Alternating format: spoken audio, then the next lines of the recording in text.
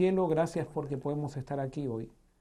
Y te pedimos, Señor, que tú abras nuestra mente, quites de nuestra mente también todo prejuicio, para que podamos, Señor, ir con una mente en blanco a tu palabra y tú nos puedas dar un mensaje que se aplique a las necesidades de cada uno y también que se aplique a las necesidades que tenemos como pueblo tuyo. Que podamos entender cuál es nuestra misión, cuál es el plan que tienes para nosotros y que estemos dispuestos a seguirlo. Gracias, Señor, por todo. Esto te lo pedimos en el nombre de Jesús. Amén.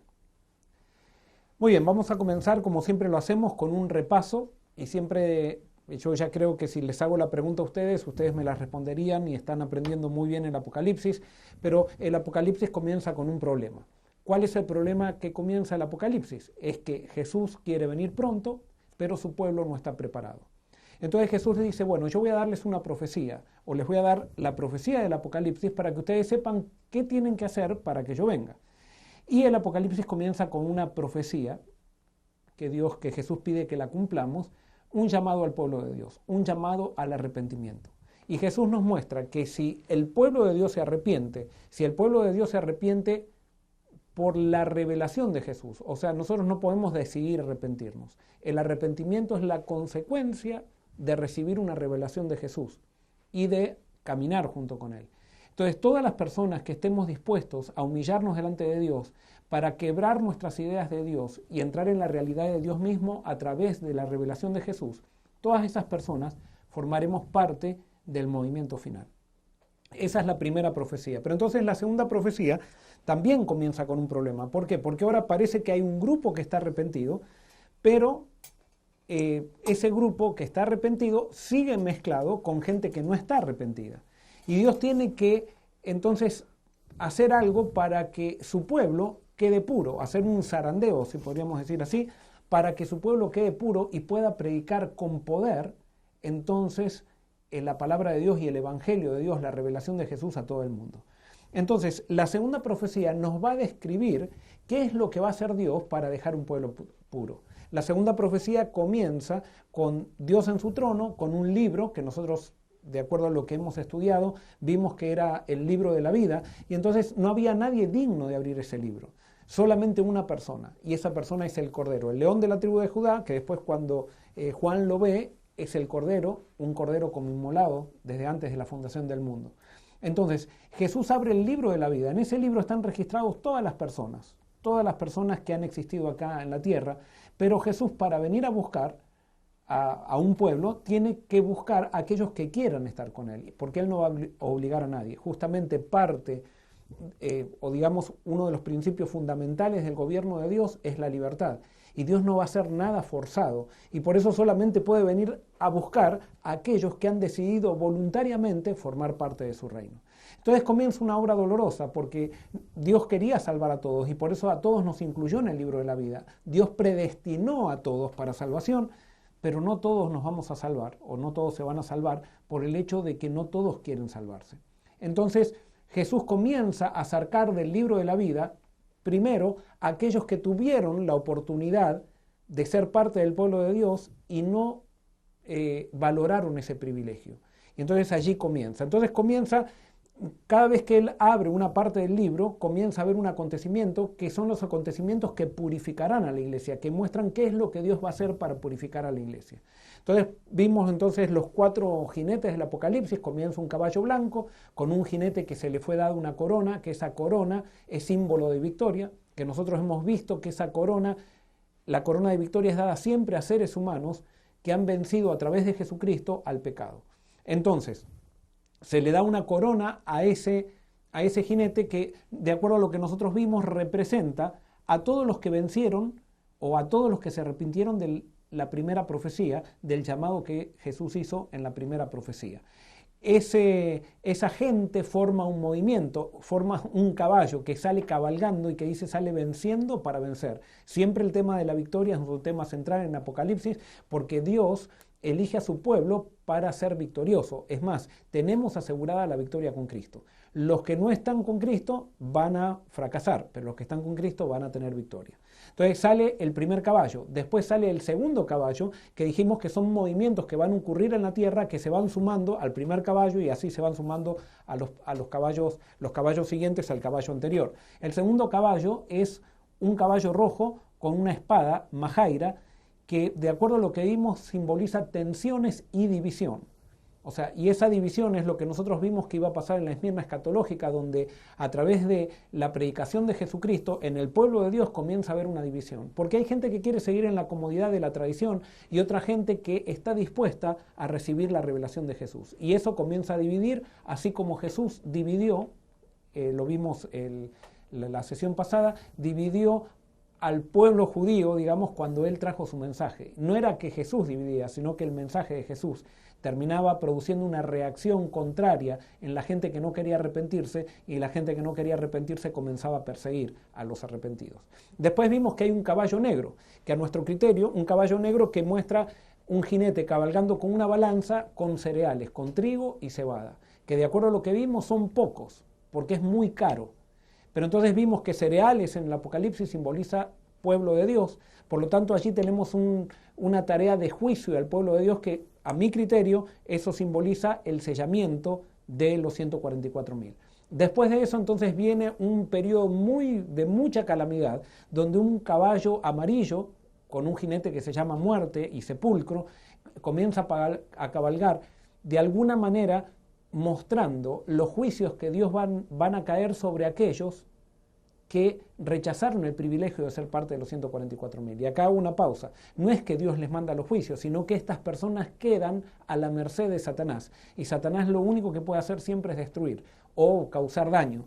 Entonces, estas personas que no aceptaron el privilegio de ser parte de Dios, y es más, se opusieron a aquellos que sí tomaron este privilegio, en ese momento van a estar muy mal, porque van a empezar a darse cuenta de que están perdidos, pero ya va a ser demasiado tarde para arrepentirse.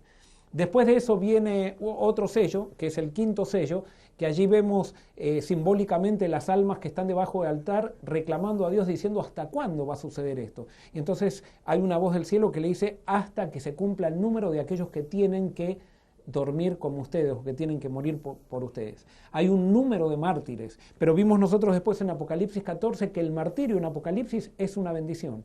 Es tan grande la victoria que tenemos con Cristo que si llegamos a morir, lo vamos a ver como una bendición y no como una maldición. O sea que no tenemos que tener ningún tipo de miedo porque tenemos asegurada la victoria y la protección con Dios. Y entonces después tenemos el sexto sello, donde hay una gran calamidad. O sea, el sol se pone oscuro, la luna roja, las estrellas caen, todo el mundo comienza a sacudirse, la naturaleza comienza a reaccionar ante la liberación que Dios viene para liberar a su pueblo. Y entonces cuando la gente del mundo se empieza a dar cuenta de que ellos estaban persiguiendo a aquellos que realmente estaban con Dios, eso les va a dar mucha desesperación y van a empezar a pedir que los escondan las montañas de la ira del Cordero. Y no es que el Cordero está airado, sino que todas las personas que no están con Dios ven siempre a Dios como si estuviera airado con ellos. Eso es un efecto del pecado. Cuando nosotros estamos lejos de Dios, vemos como que Dios está airado de nosotros. Y justamente esa es la artimaña de Satanás para que no nos acerquemos a Dios, porque a nadie le gusta acercarse a un Dios airado. A nadie le gusta estar con alguien enojado. Y por eso nuestra misión es presentar la revelación de Dios a través de Jesucristo, porque nosotros no vemos a Jesucristo airado en los evangelios, siempre lo vemos dando amor, siempre lo vemos, sí, a veces se enoja, pero se enoja siempre para construir. Él no vino para condenar, sino que vino para salvar. Y entonces termina esa parte haciendo una pregunta, cuando todos están reclamando y están diciendo, ¿quién podrá estar en pie? Entonces ahora nos introducimos a esta última parte de la profecía, que está en Apocalipsis capítulo 7, y se introduce entonces al resultado de ese zarandeo, un grupo pequeño de 144.000, y eso es lo que vamos a analizar ahora. Antes de comenzar a leer esto, no sé si Denar ya hay alguna pregunta. Hay varias preguntas, Pastor, que tenemos aquí ya en esta introducción. Les recordamos, sí, a todos ustedes, gracias por estar mirándonos. Hoy día tuvimos problemas con Facebook, así que estamos solamente en YouTube, pero hemos puesto el link de YouTube en nuestra página de Facebook, esperando que todos se habían podido conectar. Tenemos aquí, Alejandra nos dice, tengo 2 preguntas. ¿Los sellos también tienen interpretaciones históricas coincidentes con las 7 iglesias? Esa es la primera.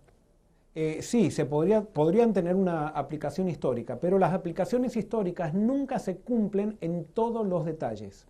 En cambio, las aplicaciones escatológicas, en la mayoría de los detalles, o sea, podemos encontrar mucho más la aplicación escatológica, digamos, contiene todos los elementos de una profecía. En las aplicaciones históricas muchas veces no vamos a encontrar todos los elementos. Por ejemplo, lo vamos a ver claramente en las trompetas. En las trompetas, por ejemplo, cuando se aplica históricamente, sí encontramos elementos que en la historia se aplican, pero la parte escatológica reúne y articula todos los elementos en la misma profecía. Y se cumplen todos los elementos. Muy bien. Norma pregunta, entonces, ¿estos jinetes, los que tú estabas hablando, aún no han ocurrido? ¿Están por ocurrir?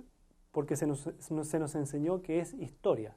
Muy bien, históricamente sí ocurrieron, pero escatológicamente todavía no ocurrieron. Recuerden que nosotros estamos haciendo una interpretación escatológica del Apocalipsis, que algunos pueden interpretar que decir es futurista, y no es futurista porque no está basada en los principios futuristas. Es una aplicación escatológica, así como Jesús hizo aplicaciones históricas de las profecías de Joel y hizo aplicaciones escatológicas y de la profecía de Malaquías también. Nosotros estamos haciendo lo mismo que hacía Jesús con la profecía del Apocalipsis, pero ahora estamos analizando la interpretación escatológica del fin del tiempo. Muy bien, sé que vamos a desarrollar bastante el tema, pastor, y le dejo esta pregunta que estoy seguro que la va a desarrollar el día de hoy. Dice, Viviana nos pregunta, desde Buenos Aires, nos dice, los 144.000, ¿son las 12 tribus? Bueno, vamos a ver ahora eso. Vamos ahora entonces a Apocalipsis capítulo 7, versículos 1 al 8. Vamos a ver qué es lo que dice. Dice así. Después de esto, vi 4 ángeles de pie sobre los 4 ángulos de la tierra, deteniendo los 4 vientos de la tierra, para que no soplara viento alguno sobre la tierra, ni sobre el mar, ni sobre árbol alguno. Vi también otro ángel que subía desde donde sale el sol, y que tenía el sello del Dios vivo. Clamó a gran voz a los 4 ángeles a quienes se les había dado el poder de hacer daño a la tierra y al mar, diciendo, no hagáis daño a la tierra, ni al mar, ni a los árboles, hasta que hayamos sellado en sus frentes a los siervos de nuestro Dios. Y oí el número de los sellados, 144.000 sellados de todas las tribus de los hijos de Israel. De la tribu de Judá, 12.000 sellados. De la tribu de Rubén, 12.000. De la tribu de Gad, 12.000. De la tribu de Aser, 12.000. De la tribu de Neftalí, 12.000. De la tribu de Manasés, 12.000. De la tribu de Simeón, 12.000. De la tribu de Leví, 12.000. De la tribu de Isaacar, 12.000. De la tribu de Zabulón, 12.000. De la tribu de José, 12.000. Y de la tribu de Benjamín, 12.000. Muy bien, vamos ahora a estudiar estos 8 versículos y vamos a ver cuál es el significado que tiene esto. De alguna manera, esto nos está introduciendo, nos hace un paréntesis entre el 6º sello y el 7º sello.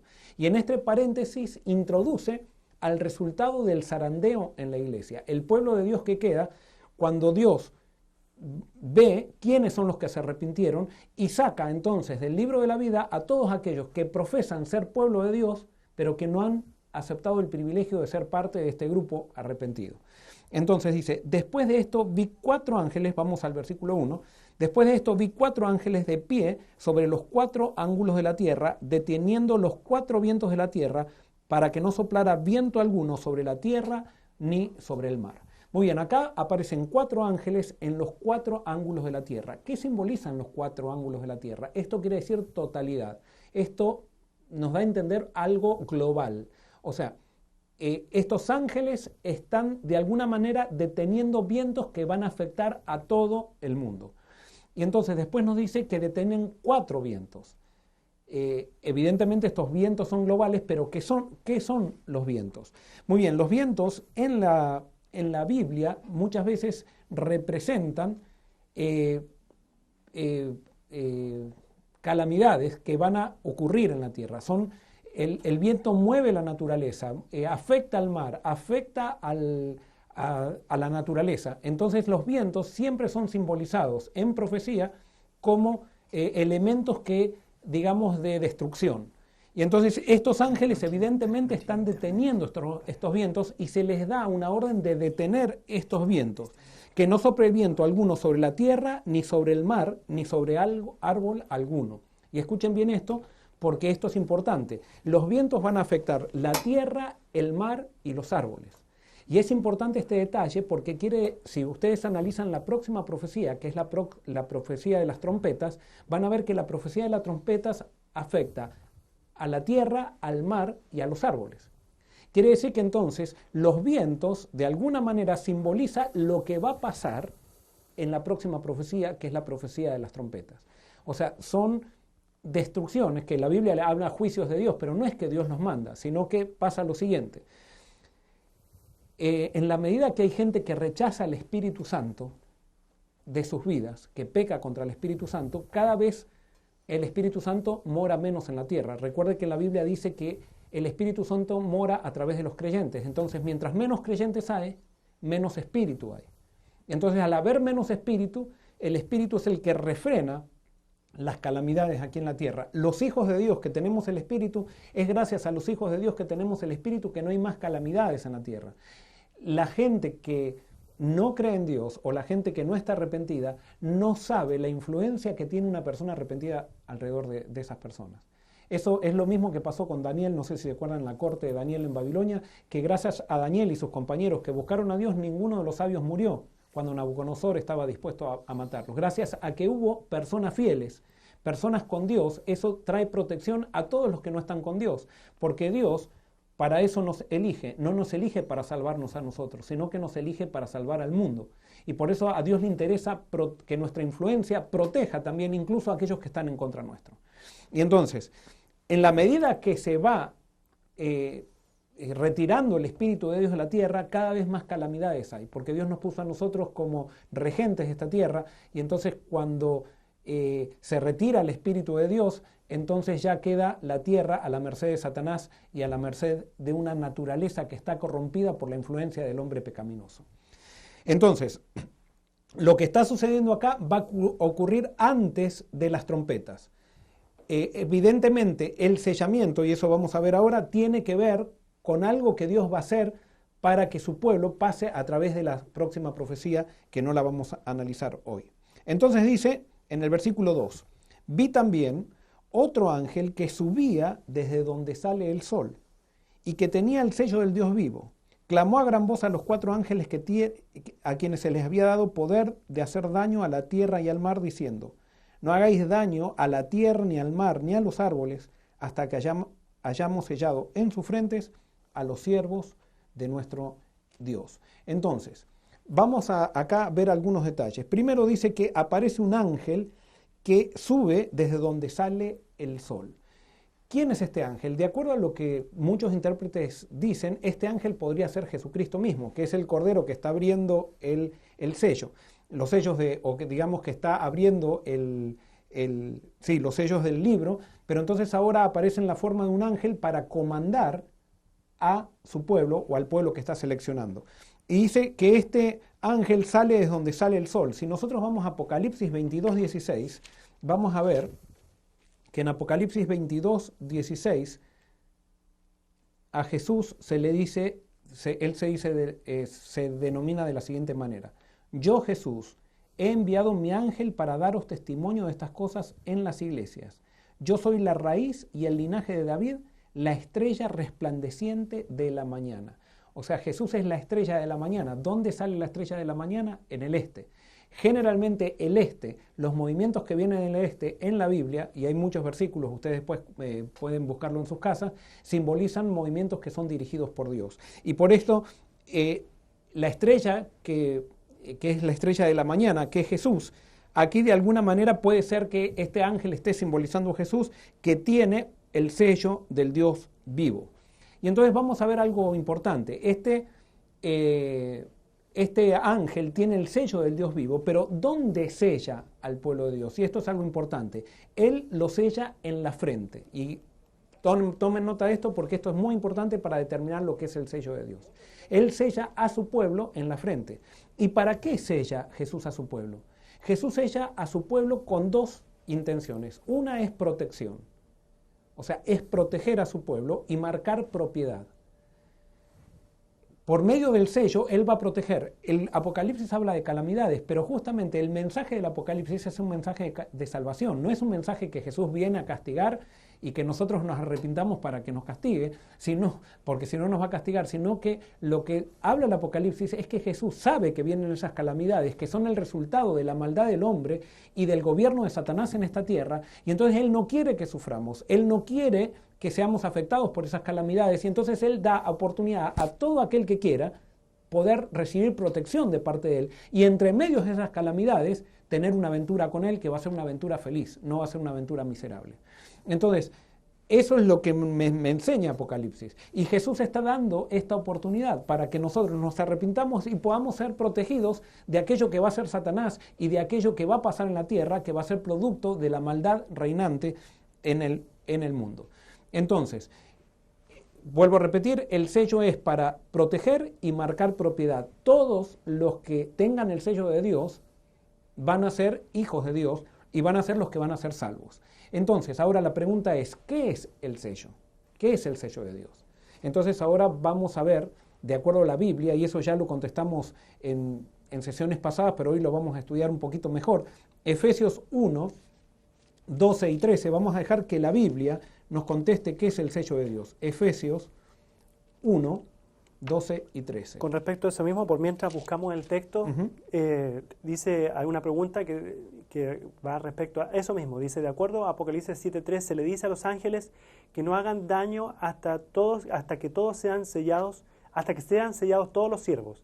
Dice, no puedo entender, entonces en Efesios 1.13 dice que fuimos sellados por el Espíritu Santo. Así que ahora va la respuesta. Correcto. Entonces es 13 y 14. Dice así, Efesios 1, 13 y 14. En él también, vosotros habiendo oído la palabra de verdad, el evangelio de vuestra salvación, y habiendo creído en él, fuisteis sellados con el Espíritu Santo de la promesa, que es las arras de nuestra herencia hasta la redención de la posesión adquirida para alabanza de su gloria. Sin duda que esto tiene o sea, todos hemos sido sellados, pero acá lo que quiere mostrar Apocalipsis es que solamente los sellados van a ser parte del pueblo de Dios. Es más, aparentemente por la condición tibia de las iglesias, posiblemente muchas iglesias todavía no estaban sellados las personas por la condición tibia de las iglesias, y por eso Jesús hace el llamado a las iglesias al arrepentimiento. Solamente podemos decir que había dos tipos de iglesias que estaban selladas, que son una minoría muy chica, que son los de Esmirna y los de Filadelfia, dentro de las 7 iglesias. Pero de otras 5 iglesias había personas que todavía tenían oportunidad de ser sellados, pero que no habían sido sellados. Y ahora yo me voy a remitir a algo que hablé ya en el pasado. ¿Se acuerdan? Espero poder ahora explicarlo en pocas palabras. Nosotros podemos ser discípulos con Cristo, pero todavía no estamos sellados en Cristo. O sea, cuando somos discípulos de Cristo, todavía nosotros podemos traicionar a Jesús. Y eso pasó, por ejemplo, con los 12 discípulos. Los 12 discípulos, la mayoría traicionó a Jesús, uno no se arrepintió, pero 12 sí, lo traicionaron a Jesús. Uno no se arrepintió. Pero después vemos que estos discípulos pasan por el Calvario, y al entender la obra de Jesús y al entender la revelación de Jesús, eso produce un arrepentimiento tan grande en sus vidas que se entregan a Dios de todo corazón y se transforman en apóstoles. Una vez que ellos se transforman en apóstoles, a mi criterio, son sellados con el Espíritu Santo y ya no vuelven para atrás. Lo mismo aquí pasa, las iglesias se arrepienten. Muchos que estamos en las iglesias hemos estado, por ejemplo, y eso ahora viene la parte de aplicación, digamos, para esta época. ¿Quién puede decir que ha estado entregado por asistir a una iglesia? No, hemos visto que el cristianismo realmente se ha apartado mucho de Dios y se ha apartado mucho de Cristo. El cristianismo se ha institucionalizado. Y nosotros vemos que hay mucha gente que va a las iglesias y tiene una cultura religiosa, pero no tiene una relación con Cristo. Eso lo vemos en todas las iglesias, lo vemos en todas las denominaciones cristianas. O sea, vemos que hay mucha gente que va a la iglesia, pero que no vibra con Jesús, no vive entregado a Jesús, simplemente testifica acerca de una institución religiosa. Y sí, las iglesias crecen, pero a veces crecen en base a programas, en base a eventos, en base a entretenimiento espiritual, pero no en base a la palabra de Dios. Entonces, lo que está describiendo Apocalipsis es que va a haber un reavivamiento de la palabra de Dios, se va a empezar a levantar a Cristo y ahí va a haber muchas personas que estaban tibias, personas que tenían nombre de que estaban vivos y estaban muertos, personas que eran políticas dentro de la iglesia, personas que eran institucionales, personas que amaban más la doctrina y perdieron el amor. Eso están en todas las iglesias del Apocalipsis, está descrito. Todas esas personas se van a arrepentir por la revelación de Jesucristo y van a recibir el sello. Y es por eso que sí, el sello puede pasar en algo pasado, ya puede haber personas que están arrepentidas y que ya tienen el sello de Dios, pero puede haber personas que todavía no lo tienen y todavía es la oportunidad entonces de tener ese sello. A mi criterio, el caballo blanco puede estar empezando a cabalgar, pero tampoco yo no soy nadie para decir que eso está sucediendo. Tendremos que ver de acuerdo a lo que dice el Apocalipsis y sin duda que va a llegar un momento que cuando vengan las cosas del Apocalipsis, que sepamos que digamos esto está sucediendo, ya el caballo blanco va a haber empezado hace rato a cabalgar y ya no es que, ahora entonces me voy a arrepentir. No, no es así. Es cuando el Espíritu Santo habla. Dice un versículo en Hebreos, dice, si oyereis hoy su voz, no endurezcáis vuestro corazón. Hoy puede ser la oportunidad. Hoy yo no sé por qué tú te estás conectando con nosotros. Hoy hablaba con alguien que se va a bautizar el sábado. Ella estaba un día en la playa, lo voy a contar de vuelta el sábado, pero estaba en la playa con sus hijos y agarró el teléfono y se encontró con Forest City y se puso a mirar y ahora el sábado se va a bautizar.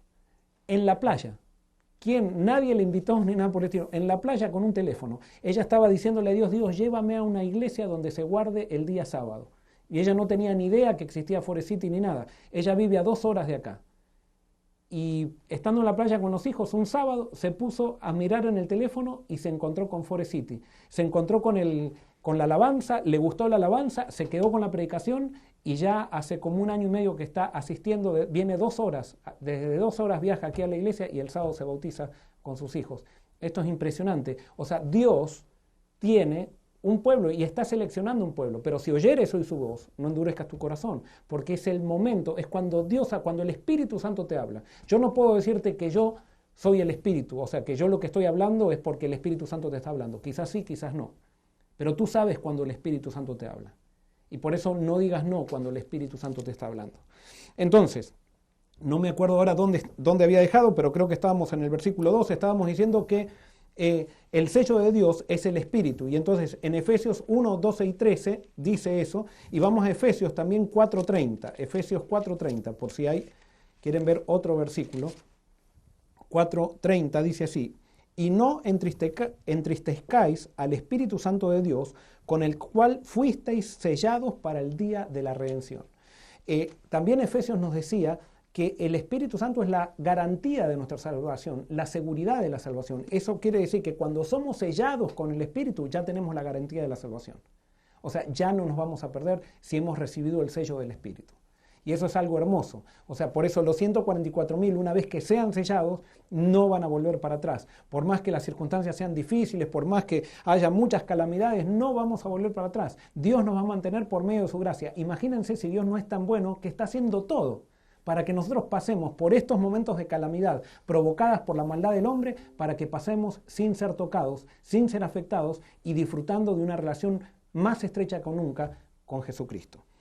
Muy bien, entonces, ¿qué es el sello? Entonces, el sello, entonces sabemos que es el Espíritu Santo, pero nosotros vimos que el sello estaba en las frentes. En las frentes de los 144.000 que iban a ser sellados en la frente. Entonces, para saber bien qué es el sello, tenemos que ver algunos otros versículos que nos hablan de los 144.000. Y fíjense, vamos ahora a Apocalipsis 14, y allí nos habla, hay una visión de los 144.000, pero ahora ya están los 144.000 en el cielo. Y entonces fíjense lo que dice, Apocalipsis 14:1, dice así: Después miré y vi que el Cordero estaba de pie sobre el monte de Sión, y con él 144.000 que tenían el nombre de él y el de su padre escrito en la frente. O sea que ahora Juan ve a los 144.000 en el cielo y ve que los 144.000 tenían el nombre de Dios escrito en la frente, pero no el nombre de Dios solamente, el nombre de Jesús y de Dios, del Cordero y de Dios. Esto es importantísimo, no es solamente el nombre de Dios, es el nombre de Jesús y el nombre de Dios. Y esto es algo importante. Quiere decir que el nombre de Jesús y el nombre de Dios es el sello de Dios. es lo que deja el Espíritu Santo. O sea, el Espíritu Santo es el instrumento. Ustedes saben que al sello tiene dos cosas, o sea, tiene dos aspectos. El instrumento que sella se le llama sello y la marca que deja el instrumento se llama sello también. Por lo tanto, el Espíritu Santo es el instrumento que sella, pero la marca que deja es el nombre de Jesús y del Padre. Y entonces ahora tenemos que entender en la Biblia qué significa nombre. Y esto es algo muy importante. ¿Qué significa nombre en la Biblia? En la Biblia nombre significa carácter. Carácter. Y eso lo vamos a ver en un ratito. Significa carácter. Entonces esto es algo muy importante. Quiere decir que el Espíritu Santo lo que hace es dejar la marca del carácter de Dios en los creyentes. Y ese es el sello de Dios. ¿Cómo yo sé que alguien está sellado por el Espíritu? Si refleja a Dios. Si refleja a Dios. ¿Pero qué Dios refleja? Tiene que reflejar el Dios que muestra a Jesucristo. Y por eso es el nombre del Cordero y el nombre del Padre. ¿Por qué? Porque muchas veces nosotros en las iglesias enseñamos que hay un Dios Padre que está irado y un Jesús que es bueno, que se interpone entre la ira de Dios y nosotros. Y entonces Jesús es el bueno que nos tapa de la ira del Padre. No, eso es algo pagano. Cuando nosotros interpretamos así a Jesús y la obra de Jesús, estamos interpretando el estilo de propiciación pagana, donde los paganos hacían un sacrificio para calmar la actitud de los dioses. No, Dios es el que provee el sacrificio a través de Jesucristo, y Jesucristo es Dios, y Jesucristo es la luz, es el verbo que era con Dios y estaba con Dios, o sea, es el verbo eterno hecho carne. Jesús vino a mostrarnos quién es Dios, y por eso si yo quiero tener el sello de Dios, tengo que tener una revelación de Jesús y creer que el Jesús que estoy viendo, que muestran los evangelios, es el Dios que todavía, el Dios que nadie ha visto y que está en el cielo, es Dios el Padre. No podemos pensar en un Dios Padre airado y un Jesús que es bueno. Entonces, las personas que tengan el sello de Dios van a reflejar el carácter de Jesús. Y esto es algo importantísimo. Y fíjense, el Espíritu Santo produce un fruto. Vamos a Gálatas 5, 22. Gálatas 5, 22 y 23 dice así: pero el fruto, fíjense que no dice los frutos, ¿saben? Porque muchas veces decimos, los frutos del Espíritu. No, es el fruto del Espíritu, es amor, gozo, paz, paciencia, benignidad, bondad, fe, mansedumbre, templanza. El fruto del Espíritu es un solo fruto que es amor, gozo, paz, paciencia, benignidad, bondad, fe, mansedumbre y templanza. Y yo les hago una pregunta, ¿qué es eso? Si tenemos que poner este fruto en un paquete, ¿en el paquete de quién lo ponemos? Simplemente el fruto del Espíritu es el carácter de Jesús. Y por eso el sellamiento viene a raíz de contemplar a Jesús y a raíz de predicar a Jesús, el Jesús de la Biblia. A raíz de predicar el Jesús que ama, no el Jesús que condena, porque Jesús no vino a condenar. Y por eso cuando alguien viene, y acá viene una clave que es importantísima, si hay alguien que pretende tener el sello de Dios, pero son aquellos que están siempre buscando a ver cómo purificar a la iglesia, y criticando a los predicadores, y criticando aquí y allá, y diciendo no se está predicando esto, la verdad presente, y que está muy bien, hay que predicar verdad presente, pero hay gente que lo hace pendencieramente, o sea, hay gente que lo hace peleando eso, hay gente que pierde el amor. Esas personas, y si yo lo hago, yo no tengo el sello de Dios, o sea, y no lo voy a tener. Porque el sello de Dios no es creer una doctrina correcta ni predicar una doctrina correcta. El sello de Dios es tener la actitud correcta. Y si tú tienes la actitud correcta y tienes una doctrina incorrecta, tienes el sello de Dios, pero cuando tengas una actitud correcta, la actitud correcta tarde o temprano te va a llevar a la doctrina correcta, pero la doctrina correcta no te va a llevar a una actitud correcta.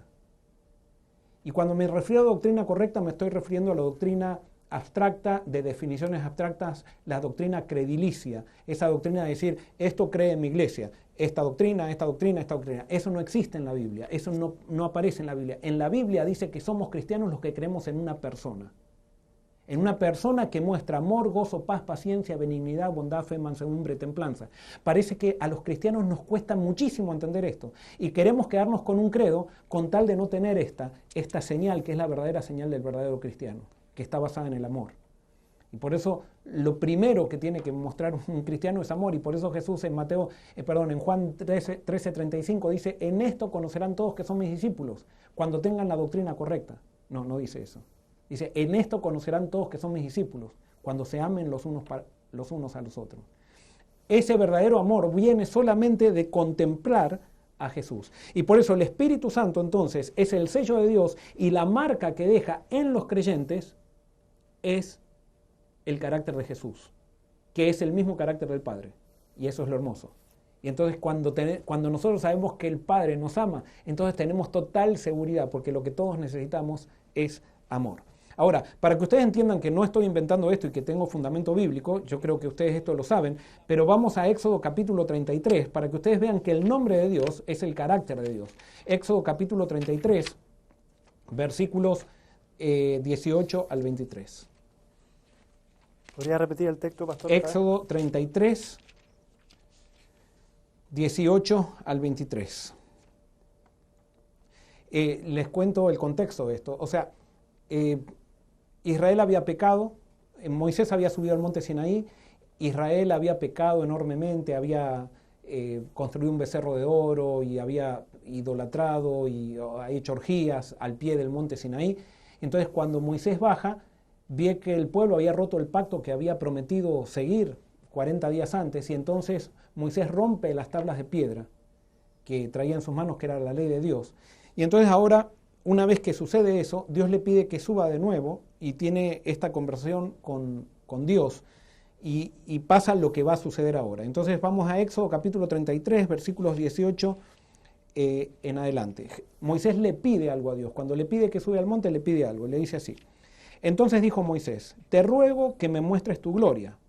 Jehová le respondió, yo haré pasar toda mi bondad delante de tu rostro, y pronunciaré el nombre de Jehová delante de ti, pues tengo misericordia del que quiero tener misericordia, y soy clemente con quien quiero ser clemente. Pero no podrás ver mi rostro, añadió, porque ningún hombre podrá verme y seguir viviendo. Moisés le pide a Dios que le muestre su gloria. Dios interpreta que es su rostro, pero le dice, mira, ninguno que vea mi rostro va a morir, pero yo te voy a mostrar mi bondad, y voy a proclamar mi nombre delante de ti. Y escuchen bien, dice, voy a proclamar mi nombre delante de ti. Y entonces después dice el versículo 21, luego dijo Jehová, aquí hay un lugar junto a mí, tú estarás sobre la peña, y cuando pase mi gloria, yo te pondré en una hendidura en la peña, y te cubriré con mi mano hasta que haya pasado. Después apartaré mi mano y verás mis espaldas, pero no se verá mi rostro. Muy bien, eso le anticipa Dios a Moisés. Pero ahora Moisés sube al monte y ahora vemos lo que pasa. Vamos al capítulo 34, versículos 4 en adelante, al 7, dice así. Moisés preparó 2 tablas de piedra, como las primeras, se levantó de mañana y subió al monte Sinaí, como le mandó Jehová, llevando en sus manos las 2 tablas de piedra. Descendió Jehová en la nube y permaneció allí junto a él, y él proclamó el nombre de Jehová. Jehová pasó por delante de él y exclamó, Jehová, Jehová, Dios fuerte, misericordioso y piadoso, tardo para la ira y grande en misericordia y verdad, que guarda misericordia a millares, que perdona la iniquidad, la rebelión y el pecado, pero que de ningún modo tendrá por inocente al malvado, que castiga la maldad de los padres en los hijos y en los hijos de los hijos hasta la 3ª y 4ª generación.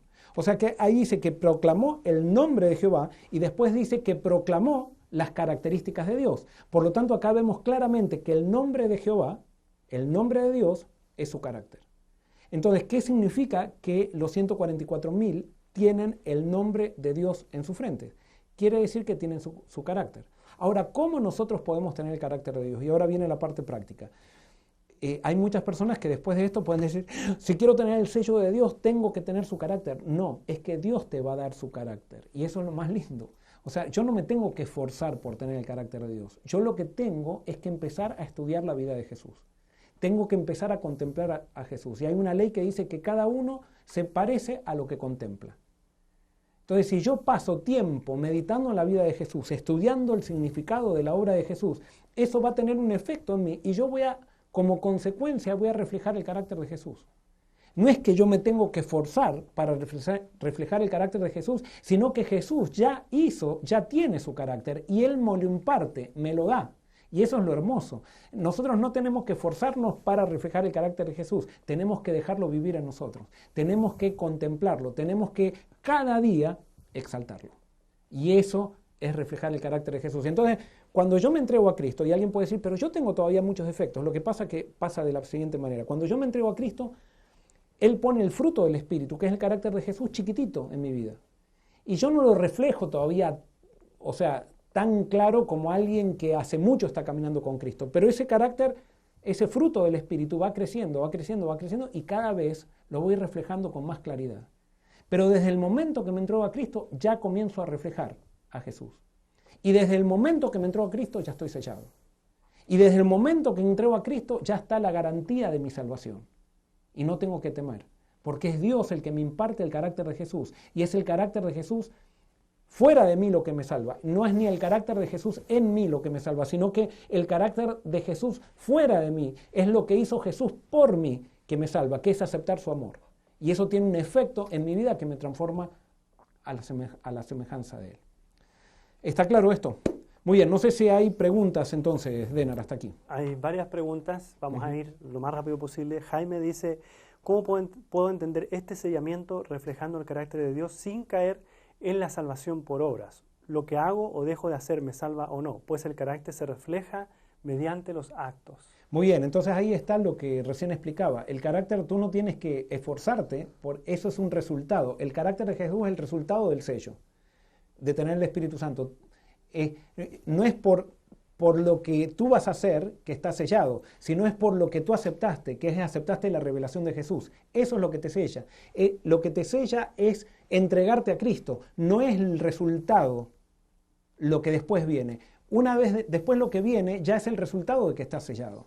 Y por eso tú no te tienes que forzar para recibir el sello, tú tienes que rendirte para recibir el sello. Y eso es lo que muchas veces nos cuesta. A nosotros preferimos trabajar para ganar un sello y decir, yo quiero ganar la salvación, pero entregarnos y entregarle todo a Dios y decir, Señor, yo no puedo, te entrego mi vida y quiero que Cristo viva en mí.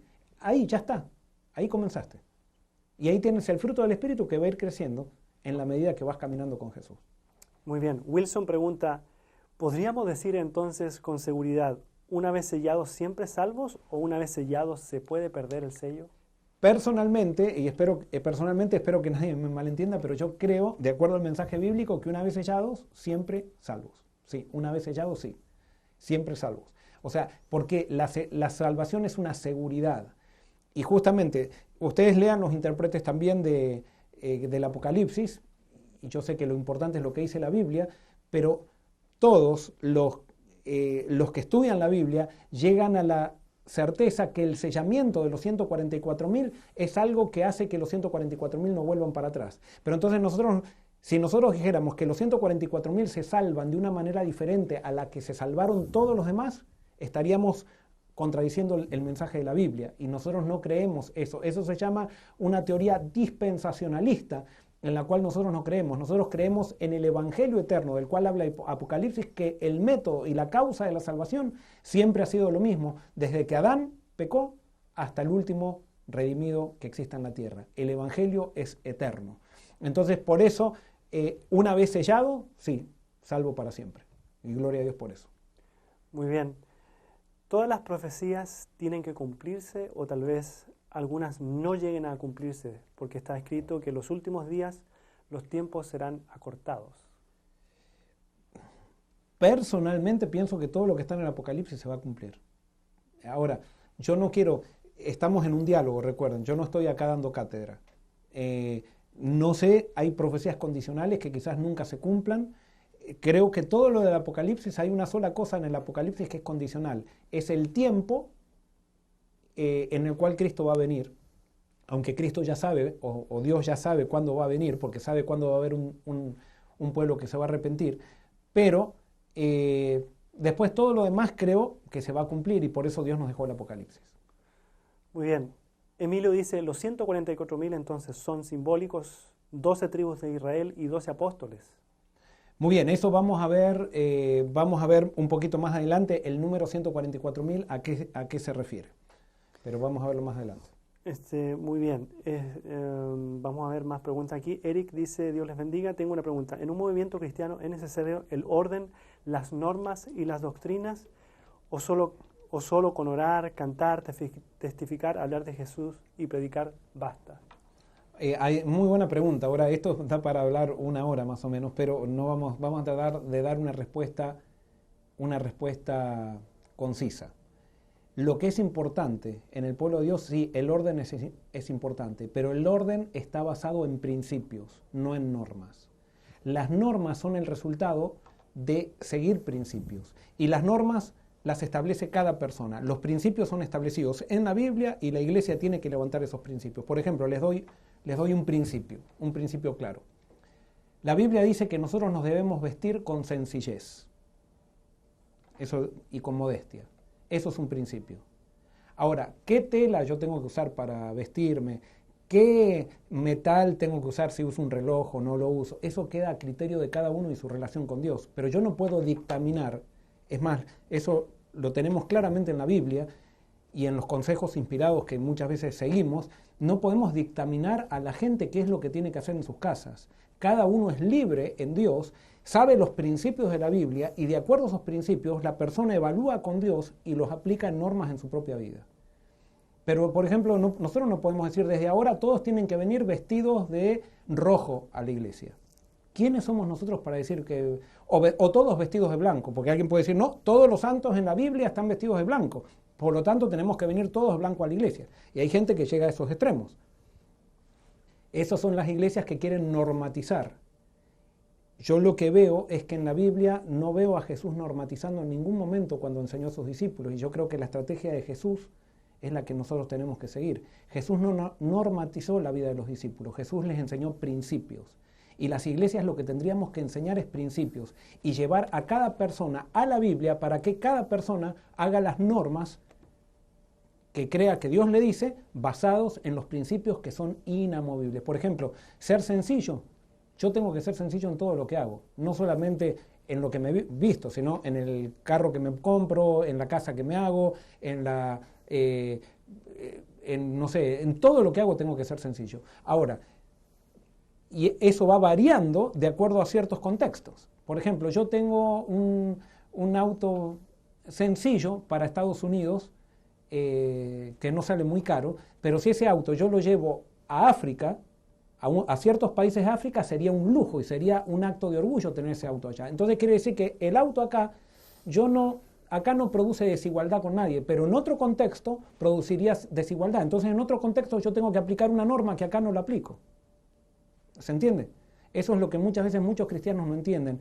Y las iglesias que basan su experiencia religiosa en normas son iglesias muertas, son iglesias farisaicas, que justamente eso era lo que hacían los fariseos. Los fariseos no enseñaban principios, sino enseñaban normas. Y cuando Cristo vino a tirar las normas para enseñar principios, para que cada uno siga las normas de acuerdo a esos principios, los fariseos pensaban que Jesús era un liberal y que quería tirar la iglesia por la ventana, cuando Jesús era el Salvador del mundo, que venía a enseñar lo que había que enseñar. Y eso es lo que tiene que enseñar la iglesia de hoy.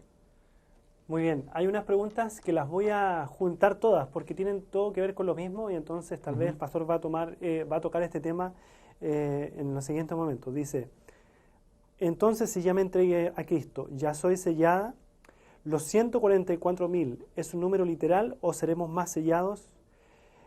¿Son solo sellados los 144.000 o hay otros sellados antes de los 144.000 y después de los 144.000?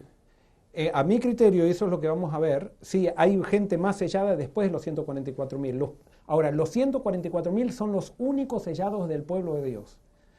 El pueblo de Dios que no acepta que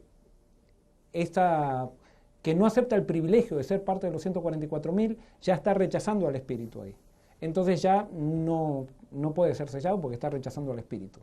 Pero aquellos que no rechazaron todavía tienen oportunidad. Y alguien puede decir, y ahora aunque no hicieron esta pregunta, pero yo me fui de la iglesia ¿Quiere decir que rechacé el Espíritu? No, no. Justamente estás escuchando esto y lo que Dios te está diciendo es que todavía hay oportunidad. Es más, dice, detengan los vientos. Están deteniendo los vientos para que sean sellados. ¿Por qué? Porque la iglesia no es lo que te salva. Pero sí quiero decirte que al final va a haber un movimiento. Y todos los que van a ser salvos van a ser parte de ese movimiento. Ese movimiento, las características están en la Biblia y son los que tienen el sello de Dios, que es el fruto del arrepentimiento. Entonces, si tú te arrepientes y yo me arrepiento, vamos a estar unidos cumpliendo la misma misión, y eso es iglesia. Iglesia no es una institución, sino que son todos los arrepentidos que están basando su vida en los principios de la palabra de Dios, han lavado sus vestiduras en la sangre del Cordero y quieren preparar camino para la venida de Cristo. Y por eso, si tú eres uno de esos que está afuera de la institución, todavía no ha sido rechazado por Dios, y por eso entrégate a Cristo y seremos compañeros. Si estamos todos entregados, seremos compañeros en la iglesia final. Entonces, si ya me entregué a Cristo, ¿ya soy sellado? Si ya te entregaste a Cristo, ya eres sellado. Si te entregaste plenamente a Cristo, ya eres sellado. Ya eres sellado. Muy bien, quiero leer esta pregunta que está muy buena, pastor. Es una pregunta y reflexión al mismo tiempo. Dice Julián, dice, si estamos inscritos en el libro de la vida desde que nacemos o antes que nacemos, pero somos sellados cuando nos entregamos, el sello entonces es la confirmación de nuestra decisión, que aceptamos lo que Dios ya hizo, que es inscribirnos. Correcto, esa pregunta aclara todo el tema de lo que estamos viniendo a decir. Es totalmente de acuerdo, es así. Nosotros nacemos con una sentencia de salvación, pero cuando nos entregamos confirmamos. Hasta que no nos entregamos todavía corremos riesgo de perdición. Pero una vez que nos entregamos, entonces ya confirmamos la salvación. Eso no lo digo yo, lo dice Pablo. Es la garantía de la salvación. Y cuando se habla, el Espíritu Santo es la garantía de la salvación. Y la garantía de la salvación es la seguridad. Garantía quiere decir la seguridad de que algo va a suceder. Entonces, una vez que yo me entregué a Jesús, no puedo tener dudas de mi salvación. Sí, me puedo equivocar y todo eso, pero no puedo dudar de mi salvación porque yo le entregué mi vida a Cristo y sé que Cristo es lo primero en mi vida. Y ya no voy a estar diciendo, vuelvo para atrás, ¿no? O sea, porque el Espíritu ya va para adelante, va para adelante. Ahora, acá la cuestión no está en mirarme a mí mismo, sino la cuestión está en mirar a Cristo. Y mientras estemos mirando a Cristo, vamos a seguir avanzando. Entonces, ¿el sábado qué es? Esta es una pregunta que hay ahí. Muy bien, ¿qué es el sábado? Me introducen algo que esperaba que salga en algún momento. ¿Qué es el sábado? Para entender qué es el sábado, tenemos que entender qué es el nombre de Dios. Nosotros ya vimos que el nombre de Dios es el carácter, pero ¿cuál es realmente el nombre de Dios? Vamos a Éxodo 3:12. Éxodo 3:12 al 14. ¿Se acuerdan? Moisés estaba con Dios en el monte Horeb, en el monte Sinaí. Mejor dicho, Dios estaba con Moisés, lo estaba llamando para que vaya a salvar al pueblo de Israel, o que vaya de instrumento de salvación para el pueblo de Israel en Egipto. Y entonces allí, en el llamado, Dios le dice algo muy interesante y se presenta por primera vez Dios por nombre. Vamos a Éxodo capítulo 3, versículos 12 al 14. Dice así: Dios le respondió a Moisés: yo estaré contigo, y esto te será por señal de que yo te he enviado. Cuando hayas sacado de Egipto al pueblo, serviréis a Dios sobre este monte. Dijo Moisés a Dios: si voy a los hijos de Israel y les digo, Jehová, el Dios de vuestros padres, me ha enviado a vosotros, me preguntarán, ¿cuál es su nombre? Entonces, ¿qué les responderé? Respondió Dios a Moisés: yo soy el que soy. Y añadió: así dirás a los hijos de Israel, yo soy, me envió a vosotros. Entonces les hago una pregunta: ¿cómo se llama Dios? Dios se llama yo soy. ¿Estamos de acuerdo? Dios se llama yo soy. Cuando le preguntan el nombre a Dios, o Moisés tenía que decir, yo soy, me envió, que eso quiere decir el eterno, el que no tiene principio ni fin, me envió. Yo soy es el nombre de Dios. Ahora fíjense la función, el propósito del sábado. Vamos a Ezequiel capítulo 20. Ezequiel capítulo 20, versículo 12. Y presten atención a esto y subrayen lo que tengan que subrayar en estos versículos. Dice así: Y les di también mis sábados para que fueran por señal entre yo y ellos, para que supieran que yo soy Jehová que los santifico. Presten atención a esto. Y les di también mis sábados para que fueran por señal entre yo y ellos, para que supieran que yo soy. O sea, si yo leo literalmente o lo parafraseo, de acuerdo a lo que significa, diría así: y les di también mis sábados para que fueran por señal entre yo y ellos, para que supieran mi nombre. Para que supieran mi nombre. El que guarda el sábado, de alguna manera el sábado está relacionado con el nombre de Dios. Dios nos da el sábado para que conozcamos su nombre. ¿Y qué es su nombre? Su carácter. Y esto está totalmente relacionado con el sábado. ¿Qué es el sábado? Es tiempo para Dios. Y como la relación con Dios, la religión con Dios es relacional, una relación no crece sin tiempo. Y eso es una ley universal. Ustedes no le dedican tiempo a una relación y no va a crecer. No le dedican tiempo a sus hijos, la relación con sus hijos no crece. No le dedican tiempo a su esposa, la relación con su esposa no crece. No le dedican tiempo a sus compañeros de trabajo, no va a crecer la amistad con sus compañeros de trabajo. El tiempo está en relación directa con relación. Entonces Dios por eso deja un momento en el tiempo para que nosotros conozcamos su carácter, su nombre, porque es cuando yo dedico tiempo a alguien que conozco a esa persona. Entonces vuelvo a repetir, a Ezequiel dice que el sábado es una señal que Dios dejó para su pueblo para que conozcan su nombre. El que dedica tiempo a Dios es aquel que conoce el nombre de Dios. Y vuelvo a repetir, hay personas que dicen, no, pero por ejemplo yo me acuerdo, había una persona que decía, yo hace 14 años que no estoy con mi esposa.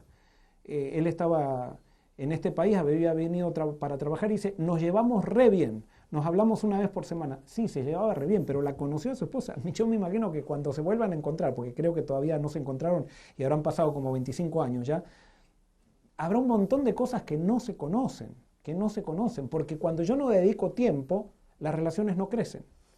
Y eso es una ley. Y por eso hay una señal que Dios puso, y eso es interesante porque Isaías habla de una bandera, un pendón que Dios va a levantar entre todos los pueblos, para que todos los pueblos se unan en el pueblo de Dios. A mi criterio, ese pendón, esa bandera es el sábado. Pero no todo el que guarda el sábado tiene el sello de Dios. Y no todo el que tiene el sello de Dios guarda el sábado todavía.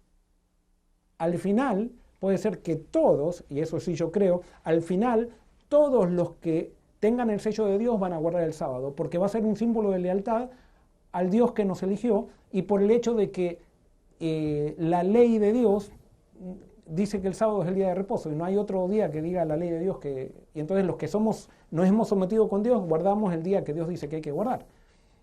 Pero no todo el que guarda el sábado tiene el sello de Dios. No todo el que guarda el sábado se entregó a Cristo, y eso lo sabemos muy bien. Y sería muy necio decir que el que no guarda el sábado no tiene el sello de Dios también. Porque hay gente que tiene el sello de Dios y todavía no guarda el sábado. ¿Y saben por qué no guarda el sábado? Porque aquellos que guardamos el sábado hacemos proselitismo con el sábado y le decimos a la gente que para ser salvos tienen que venir a nuestra iglesia y tienen que guardar el sábado dentro de nuestra iglesia. No, cualquiera puede guardar el sábado en la iglesia que quiera.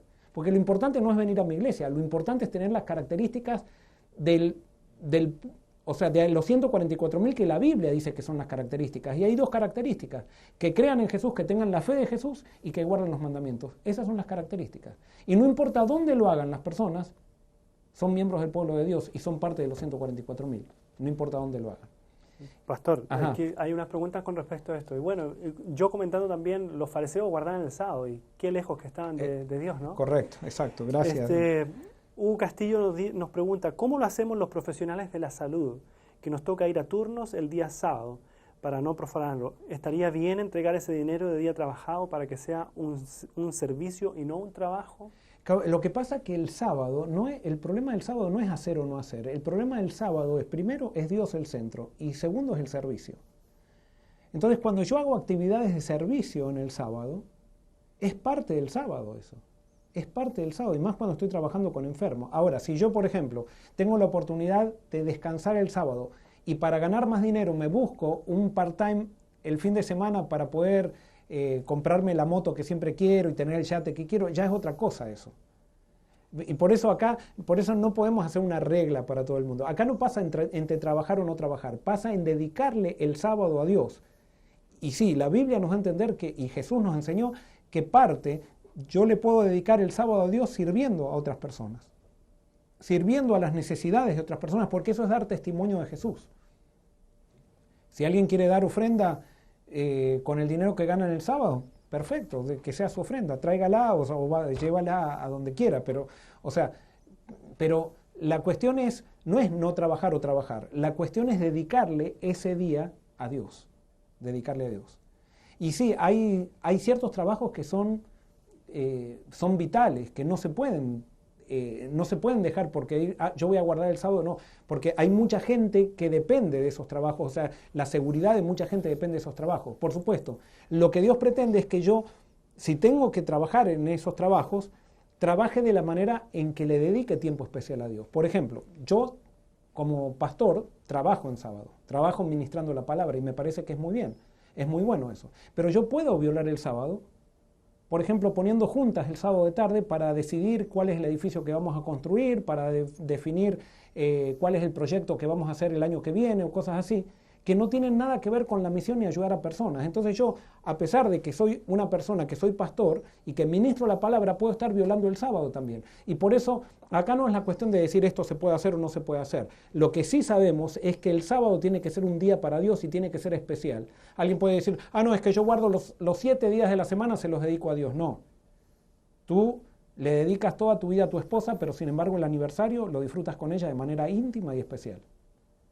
Y los cumpleaños también, hay fechas especiales. Nosotros tenemos un aniversario, si podríamos decir, un semanario con Dios cada semana. Y Él hace un alto para nosotros y Él pretende que como Él hace un alto para nosotros, que nosotros hagamos un alto para Él.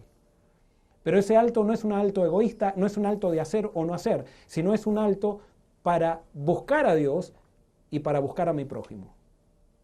Y cuando yo busco a Dios y busco a mi prójimo, nos encontramos los tres, como decía San Agustín. Busqué a Dios y no lo encontré, busqué a mi prójimo y nos encontramos los tres. Muy bien, no sé si hay otra. Sí, yo voy a unir varias preguntas que hay acerca del sellamiento y las voy a unir en una sola pregunta para poder entonces resumir. Dice, el sellamiento se hace dentro del tiempo de gracia, pero hemos aprendido que este tiempo tiene un fin. ¿Cómo podemos determinar ese tiempo? Continúo. Ajá. Entonces hay más de un sellamiento. ¿El sellado ya no pecará? No, acá no estamos hablando de... Sí, el sellado no se separa de Dios si hablamos de pecar. Ahora, que no comete errores el sellado, sí, los va a cometer y no importa si comete errores. O sea, y acá acá tenemos que dejar esa religión que está centrada en nosotros. En ningún lado Dios me dice a mí que me tengo que fijar si peco o no peco. Lo que Dios me dice es que ponga mis ojos en Cristo. ¿Hasta cuándo vamos? Esa es la trampa más grande de Satanás, que nosotros hagamos una religión en la cual nos estemos mirando a nosotros mismos si peco o no peco. Y empiezo a competir con aquel que no peca. Llegamos a competir con Jesús a veces, porque queremos ser iguales a Jesús. Y quiero decirte algo, y esto quiero que quede muy claro, igual a Jesús tú nunca vas a llegar a ser. Es una blasfemia pretender ser igual a Jesús. Vas a ser semejante a Jesús, pero no igual. Porque para ser igual a Jesús tendrías que no haber pecado nunca. Y los pecados pasados ya contaminan todas tus acciones, por más que sean por el Espíritu, contaminan tu actuar. Entonces por eso necesitamos continuamente la intercesión de Cristo. Si no, no necesitaríamos, con tener el Espíritu Santo en nosotros, no necesitaríamos la intercesión de Cristo. Pero la intercesión de Cristo la necesitamos por el hecho que lo que el Espíritu Santo produce en nosotros está contaminado por nuestro pasado. Entonces, acá no pasa por si dejamos de pecar, si no dejamos de pecar. Acá lo que pasa es, no dejemos de mirar a Cristo. Dejemos de mirarnos a nosotros mismos. Porque si nos miramos a nosotros mismos, vamos a llegar al pecado del orgullo. Siempre que tú te mires a ti, vas a tener dos cosas. O te vas a poner más orgulloso que aquel que no hizo las cosas que tú hacías, o te vas a desanimar tanto que te vas a alejar de Dios. Acá la cuestión no es, ¿conocen ese himno? No dice, fija tus ojos en ti mismo. No, dice, ese himno, fija tus ojos en Cristo. Es en Cristo que tenemos que poner nuestros ojos, no en nosotros mismos. ¿Hay más de un sellamiento, pastor? Sí, hay más de un sellamiento. Está el sellamiento del pueblo de Dios y después el sellamiento de todos los que no son pueblo de Dios. Hay más de un sellamiento. Ustedes pueden diferir, podemos estudiar eso más adelante. pero eso lo vamos a tratar de analizar. Y creo que estamos un poquito atrasados, porque ya tenemos que en poco, y tengo todavía bastante. Entonces, ¿avanzamos? Sí, avanzamos, porque empezamos un poquito tarde. Hubo un retraso de como 15 minutos hasta que pudimos sacar la señal, así que tenemos 15 minutos de gracia, pastor. Muy bien, entonces, ahora, los 144.000, son 144.000 y esto lo voy a tocar de manera rápida. ¿Es literal o simbólico? No sabemos. Aparentemente es simbólico. ¿Por qué? 12 por 12. 12 es pueblo de Dios por 12. Ahora, ¿por qué 12 por 12 al 1000? ¿Por qué aparece 1000? Porque sin duda lo que está acá demostrando, Dios está formando un ejército, que es el ejército final, que es para una guerra. ¿Cuál es la guerra que tiene que batallar este ejército? No es una guerra en contra de Satanás, sino que es la guerra de la predicación. Es la guerra de predicar a todo el mundo el mensaje de los 3 ángeles, que está después descrito en el Apocalipsis capítulo 14. Entonces, en Israel los ejércitos estaban divididos por miles. Entonces, por eso acá se está haciendo un ejército, Dios está formando un ejército. Ahora, ¿de dónde son estos? ¿Son de las tribus de Israel? Bueno, esto no lo voy a demostrar ahora, lastimosamente por falta de tiempo, pero nosotros tenemos que ver qué es Israel o qué es un judío en el Nuevo Testamento. Y voy a leer solamente un versículo. Vamos a Gálatas 3:7. 3:7. Gálatas 3:7. Gálatas.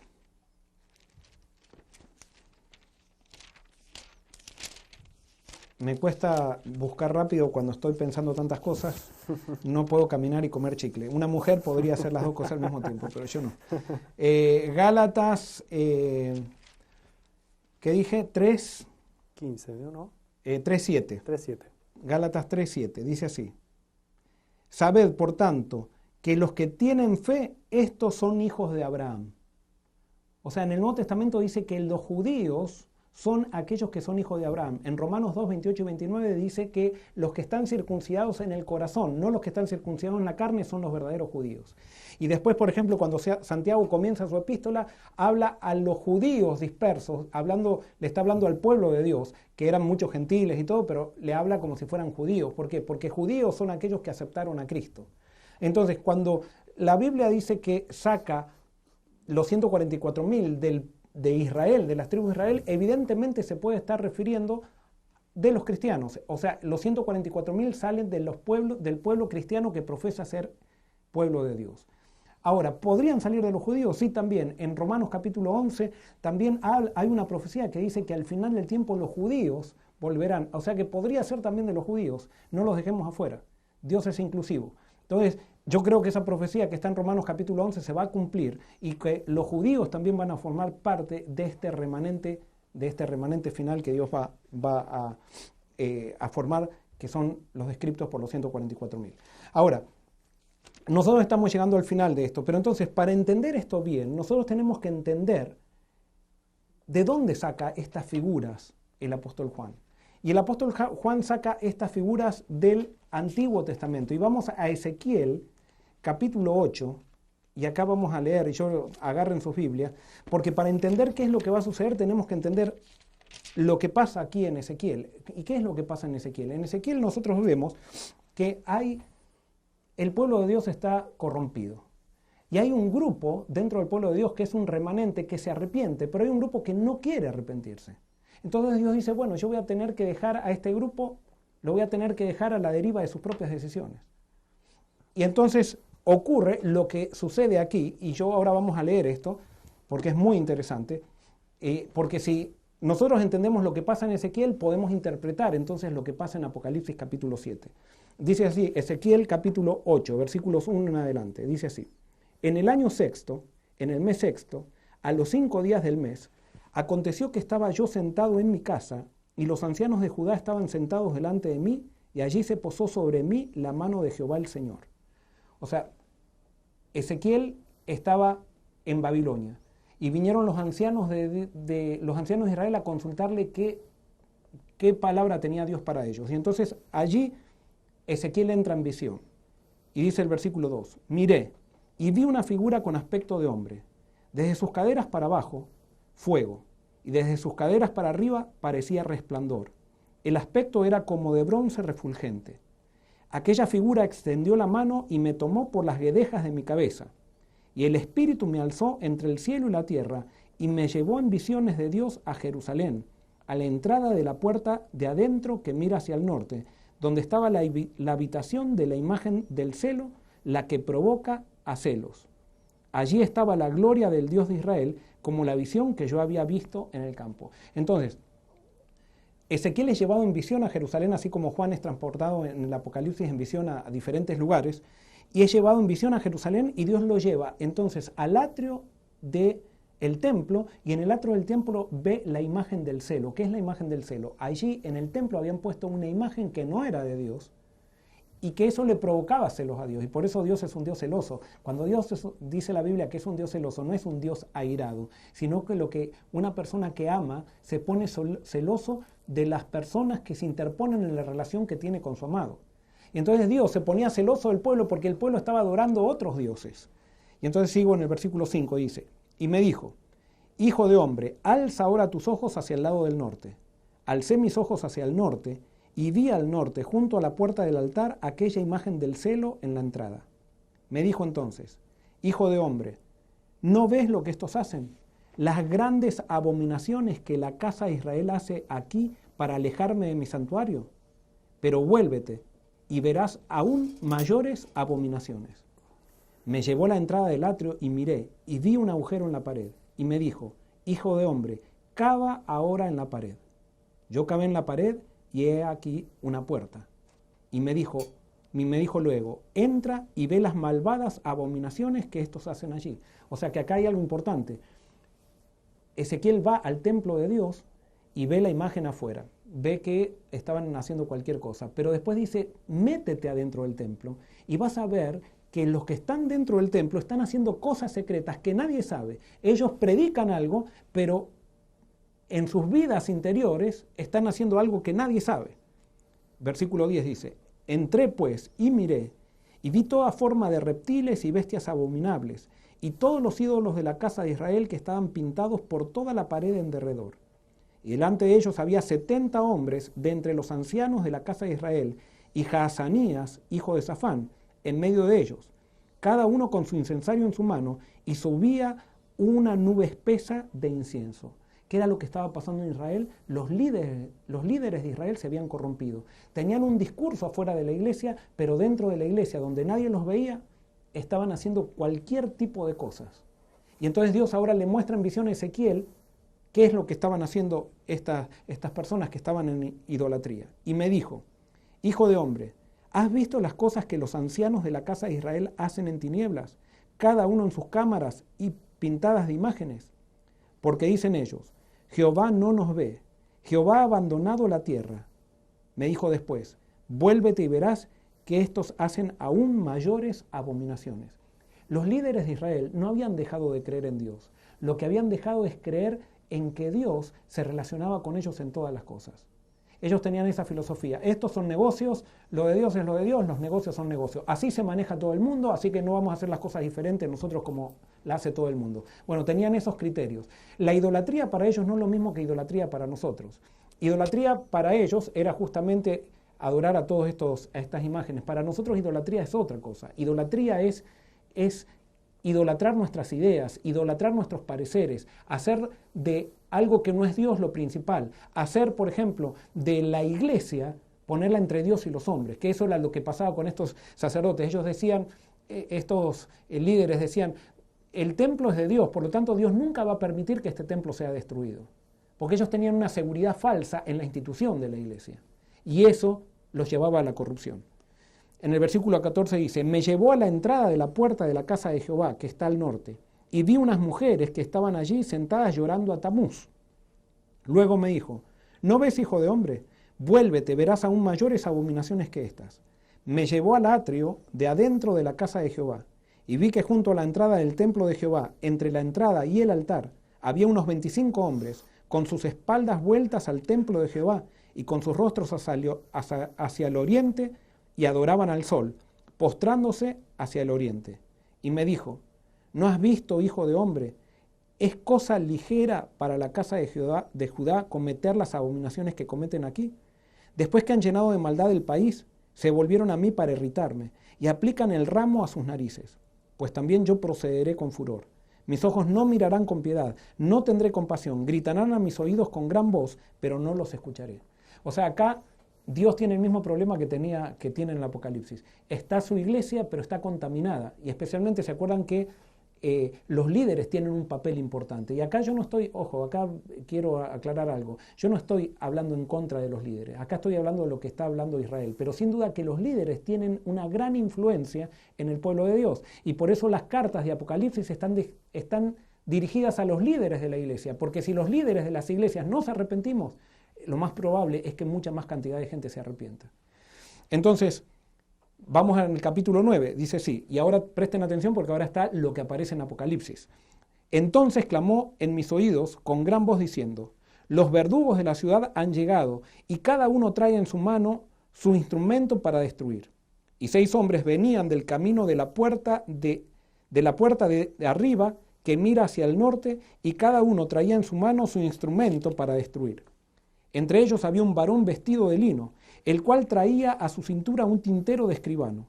Al entrar se detuvieron junto al altar de bronce. La gloria del Dios de Israel se elevó de encima del querubín sobre el cual había asestado hacia el umbral de la casa. Y llamó Jehová al hombre vestido de lino que tenía en su cintura el tintero de escribano.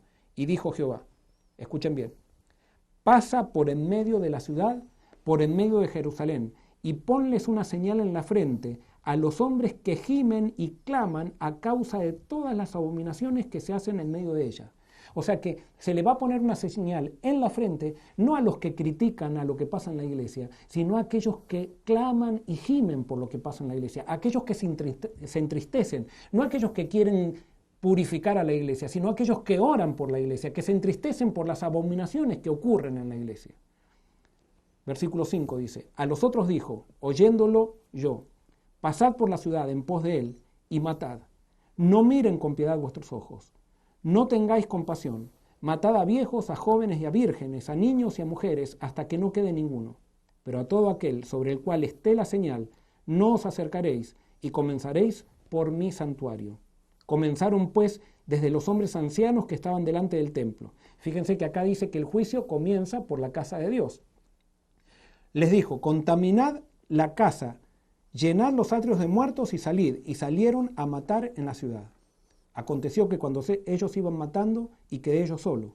Y me postré sobre mi rostro y clamé diciendo, ah, Señor Jehová, ¿destruirás a todo el remanente de Israel, derramando tu furor sobre Jerusalén? Y me dijo, la maldad de la casa de Israel y de Judá es sobremanera grande, pues la tierra está llena de sangre y la ciudad está llena de perversidad. Porque han dicho, ha abandonado Jehová la tierra y Jehová no ve. Así pues, haré yo. Mis ojos no mirarán con piedad, no tendré compasión. Haré recaer la conducta de ellos sobre sus propias cabezas. El hombre vestido de lino que tenía el tintero en su cintura respondió una palabra diciendo, he hecho conforme a todo lo que me mandaste. Acá hay algo muy, muy importante. Acá fíjense que está diciendo que Dios va a castigar a Israel, pero no es que Dios castiga a Israel. Lo que Dios está describiendo es que los babilonios van a venir y van a hacer todo lo que Él describe. O sea, no es que Dios va a mandar un ángel y matar, sino que van a ser los babilonios que van a matar. Pero no es que Dios manda a los babilonios, sino que al Israel apartarse de Dios, Dios elige al remanente que se arrepiente y al remanente que se arrepiente lo salva. Pero a todos los líderes que no quieren arrepentirse, los babilonios lo van a matar. Entonces después no voy a leer el capítulo 10, ustedes léanlo en su casa, pero esto es un llamado, ¿por qué? Lo que nos está diciendo Apocalipsis está extraído de aquí. El problema que tiene el pueblo de Dios son los líderes cristianos, somos los líderes cristianos. Ese es nuestro problema, los líderes tenemos que arrepentirnos. Pero no es que, y entonces alguien puede ahora llamar y empezar a llamar por teléfono, usted pastor es un corrupto o aquella persona, no. En todos los niveles de las iglesias cristianas, en todos los niveles, escuchen bien esto, en todos los niveles hay gente sincera. Pero en todos los niveles también hay gente hipócrita. Y hay gente hipócrita que se va a arrepentir y por eso Dios les manda este llamado, porque Dios ama a todos. Pero si esas personas hipócritas no se arrepienten, lo que describe Apocalipsis es que tú y yo no vamos a cambiar la iglesia, es Dios que va a zarandear la iglesia. Dios va a elegir al remanente sincero, al remanente que se arrepintió, al remanente humilde, dice que Cristo produce humildad. A esas personas que no persiguen a nadie, sino que son perseguidas, a esos los va a sellar. Pero a todos los que no quieren ser sellados, aquellos que no quieren formar parte de los 144.000, la obra que describe después el Apocalipsis no va a ser solamente, va a ser una obra de destrucción para aquellos que no quieran arrepentirse. Y yo sé que esto puede sonar un poco tétrico y poco radical. Y cuando la Biblia habla de destrucción en el Apocalipsis está hablando de manera simbólica. O sea, cuando habla de muerte, el Apocalipsis está hablando de muerte espiritual.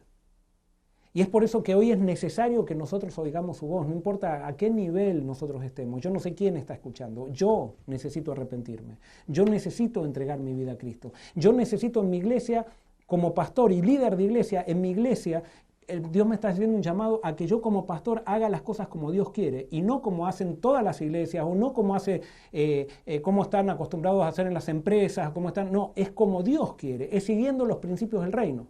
Yo tengo como pastor de iglesia, tengo que manejar las juntas como la manejaría Jesucristo.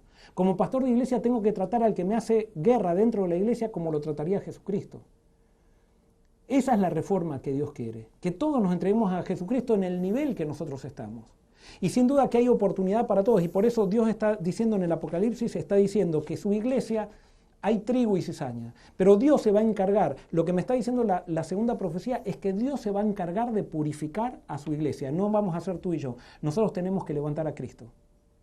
Y por eso no te tomes el trabajo de transformarte en un purificador de la iglesia, porque si lo haces posiblemente entonces nunca te entregues a Cristo y vas a ser purificado cuando Cristo permita que la iglesia se purifique. Levantemos a Cristo. Sí, establezcamos principios sin criticar a nadie, establezcamos principios qué es correcto y qué es incorrecto. Eso lo tenemos que decir. Esto es correcto, esto es incorrecto. Pero no estemos persiguiendo a nadie, porque nosotros no hemos sido llamados a purificar la iglesia, nosotros hemos sido llamados a purificar a Cristo. Y Cristo, si nos arrepentimos, Él va a hacer la obra y nos va a sellar a aquellos que clamamos y gemimos por las cosas que pasan en su pueblo. Porque amamos al pueblo de Dios y porque queremos que la mayoría, incluso aquellos que nos parecen hipócritas, se salven también y que sean nuestros compañeros de viaje. Porque ¿quién puede decir que no fue hipócrita? ¿Quién puede decir que no se equivocó? ¿Quién puede decir que tuvo siempre las actitudes correctas? Ninguno de nosotros, ninguno de los que lavó su sangre, su ropa en la sangre del Cordero puede tener una aseveración de esa manera de que es soberbia, de decir yo soy el único o yo soy el único que no me equivoco. Muy bien, ¿hay alguna pregunta, sí, Denar? Quiero decirle esta pregunta que creo que es una de las preguntas o la pregunta más importante que tenemos esta noche. Dice, Mía Berríos nos pregunta y nos dice, quiero entregar mi vida a Dios, ¿qué debo hacer? Gloria a Dios, gloria a Dios. Mira, yo no sé dónde estás, si estás acá en Florida, bueno, no depende de eso dónde estás. Hoy simplemente ahí donde estás, terminamos este programa, arrodíllate al lado de tu cama donde estés o no te arrodilles, lo que hagas, pero levanta tu vista al cielo y dile, Señor, quiero entregarme, toma mi vida, toma mi vida. Si vives acá en Orlando, ven aquí y nos gustaría orar contigo y nos gustaría que seas parte de nuestra familia, que te unas con nosotros. Si estás en otro lugar, síguenos. Y busca a alguien sincero, alguien que siga los principios de la Biblia. Dios no te va a dejar. O sea, como les decía, esta persona que se va a bautizar el sábado, ella le pidió a Dios, el sábado voy a contar más detalles, pero le pidió a Dios que la lleve a un lugar donde seguían la Biblia. Y ella estaba en la playa un día con sus hijos y estaba con el teléfono y en el teléfono se encontró con el culto de Forest City. Y nosotros no somos perfectos. Nosotros hemos tomado la decisión de querer hacer las cosas como Dios quiere con todos nuestros errores. Y estamos tratando, con todo todavía no hacemos las cosas perfectas, pero estamos creciendo y estamos queriendo entregarle todo a Dios. Y bueno, y Dios la guió a ella y ahora está con nosotros. Hay gente en todo el mundo, yo no sé desde qué país tú nos hablas, desde dónde nos estás conectándose, pero entrégate hoy a Cristo, sigue conectada con nosotros, porque queremos ayudarte y queremos que tú nos ayudes también. Y comienza a estudiar la vida de Jesús en la Biblia y estudiar la Biblia. Y vas a ver que tu vida va a recibir el cambio más grande que hayas recibido alguna vez y vas a empezar la aventura más linda que alguna vez tuviste. Muy bien. Pastor, tú recién dijiste, yo sé que estás pensando 10.000 cosas a la vez, dijiste, hemos sido llamados a purificar a Cristo, pero después rectificaste, hemos sido llamados a levantar a Cristo. Ah, sí, Que eso fue lo que quisiste decir, porque yo sé que tú estás pensando 10.000 cosas a la vez y a veces puede haber quedado esa confusión, pero hemos sido llamados a levantar a Cristo. Pastor, dice J. Paredes, ¿por qué crees que fueron presentados tantos símbolos en este libro? ¿Por qué no se ha presentado el mensaje explícitamente? Es muy buena pregunta. Ha sido escrito en símbolos para que solamente los sinceros puedan encontrar el significado de esto. ¿Por qué? Porque acá están descritos muchos poderes que van a empezar a reinar ahora en el mundo y esos poderes van a ser nefastos. Que si esto estaría tan claro, entonces ya todo el mundo destruiría esto. Hubiera destruido este libro. Entonces, no, está en símbolos para que solamente aquellos estudiosos, aquellos que quieran descubrir la verdad, la puedan descubrir con la ayuda del Espíritu Santo. Muy bien. Mariel pregunta, Joel, la profecía que mencionaste de Romanos 11 sobre el llamamiento de Israel en el tiempo del fin, ¿incluye, como dicen los hermanos pentecostales, la recuperación del territorio literalmente? No sé. Y no me atrevería a dar un sí ni un no. Hay muchos que dicen que sí, otros dicen que no. Yo creo que hay que estudiar las profecías de Isaías y de Jeremías y de Ezequiel y después las del Nuevo Testamento y ver, el final del tiempo nos va a sorprender a todos. Entonces, yo me he dado cuenta que Dios se ha revelado en todos, no con toda la verdad, a todos les ha dado algo. Y con esto no quiero decir que vamos a hacer un licuado de todo y entonces sacar, pero yo no me atrevería a decir que mis interpretaciones son totales y que ya a esto no se le puede agregar nada. No, estoy consciente que esto falta mucho y le pido a Dios que me dé flexibilidad para poder distinguir el espíritu donde esté actuando. Y por eso al final del tiempo nos vamos a sorprender de muchas cosas. Yo no podría decir todavía con la Biblia, porque no he estudiado todavía profundo todavía algunas profecías de qué es lo que va a pasar con respecto a las tierras de Israel. Yo lo que sí sé es que Israel como individuos e Israel incluso como pueblo va a tener una parte muy importante al final, porque eso sí está en el Nuevo Testamento, está muy claro eso en el Nuevo Testamento. Muy bien. Celestino Rivera pregunta, ¿cómo es que Dios sella a una persona que lo desobedece al violar el sábado? Jesús dijo, si me amáis, guarda, obedece mis mandamientos.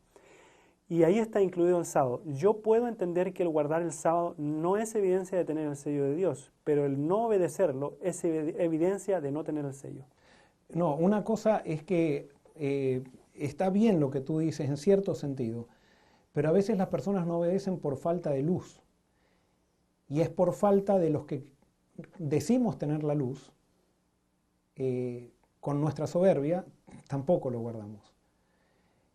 Yo tengo algunos testimonios para contar, que ahora no es el tiempo de contarlos, pero de cómo nuestra manera de predicar el sábado ha hecho a personas ponerse en contra del sábado. Y eso ha sido una estrategia de Satanás, que ha usado a los que dicen guardar el sábado para que prediquen el sábado y produzcan rechazo en aquellos que lo guardarían si lo hubiéramos predicado diferente. Y por eso al que no guarda el sábado, yo me siento responsable por el que no guarda el sábado. El que no guarda el sábado, muchos que no guardan, es como el ateo. Hay muchos ateos que son ateos no porque no quieren creer en Dios, sino porque el Dios que le mostraron las instituciones cristianas es un Dios totalmente tergiversado, incoherente y cruel, que no existe en la Biblia. O sea, que no existe en el mensaje de la Biblia, no está reflejado en Cristo. Entonces esas personas son ateas por culpa de los cristianos. Y hay muchos que no guardan el sábado, no porque son desobedientes, sino porque los que guardan el sábado son tan soberbios, o somos tan soberbios que no podemos dar un buen testimonio del sábado. Y por eso, sí, quizás cuando haya un pueblo humilde que predique el sábado y las personas desobedezcan, entonces ahí podríamos decir, pero todavía no, porque somos muy soberbios los que guardamos el sábado. Muy bien, Adrián pregunta, ¿los 144.000 van a dar el último mensaje de arrepentimiento para que otros puedan ser salvos? Sí, eso es lo que vamos a ver el próximo estudio, la próxima sesión. Muy bien. Y esta tal vez puede quedar para una siguiente ocasión, pero lo han preguntado bastante. Dice, ¿podría contarnos cuáles fueron las preguntas que le hizo el ingeniero de la anécdota que usted cuenta frecuentemente? Tú dices que hubo un ingeniero que estudió el Apocalipsis y a ti te hizo estudiar el Apocalipsis o algo así. Una anécdota que tú cuentas. Ah, sí, o sea, ¿cuáles fueron las preguntas? No, Sí. especialmente el ingeniero me llevó a hacer preguntas, bueno, para el que no sabe la historia, o sea, a mí un ingeniero me introdujo, me hizo ver que yo no sabía todo lo del Apocalipsis, o sea, que yo repetía del Apocalipsis lo que me habían enseñado, pero que nunca lo había estudiado por mí mismo. ¿Y qué era lo que me preguntaba el Apocalipsis? El ingeniero me empezó a preguntar acerca de las trompetas. Y me decía, ¿las trompetas ya se cumplieron o están por cumplirse en el futuro? Y entonces, bueno, me empezó a hacer preguntas con respecto a eso y ahí me empecé a dar cuenta que yo repetía lo que me habían enseñado y tenía un montón de vacíos en mi interpretación profética o huecos que yo no sabía cómo llenarlos.